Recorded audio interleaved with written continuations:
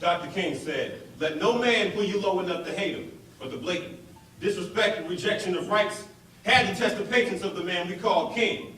Or do you think he never fell victim to those things? Consider the commitment of a man in his position, determined to bring change through controversial conditions. Every day his decisions cause collision with the powers that be. They ain't want Martin to make it. We know he spent most of his life fighting segregation and working for civil rights with a faltering dedication, but the firebombing of his house is barely talked about. He took the non-violent route and decided to ride it out.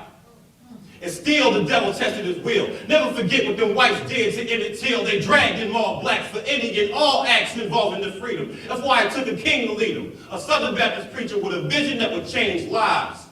They put him in prison, lacking permission to protest, and persevered the way he knows best, through non-violence when they told those dogs to go fetch. Had 300K marching up to Washington and 17K walking to work for a year. The strikes and protests accumulated more stress than any man should ever have to bear. You don't understand. Every second of his life was for a purpose. The enemies and opposition never held him down. He knocked those walls down and kept his head above the fray to the day that he was taken out by James Earl Ray. Recognize. That is why the caged bird sings like a symphony of violins with broken strings, knowing it can't fly with clipped wings. It sees the potential that freedom can bring. But what is potential if it isn't kinetic? It's nothing unknown, and people will forget it, and you know our enemies like to dress up like skeptics, like the sugar in the diet of a known diabetic. Recognize. That Dr. King did not bring us to the promised land. He created a platform for us to take charge and take stand. This is not the march of one man, but a movement with all of us hand in hand.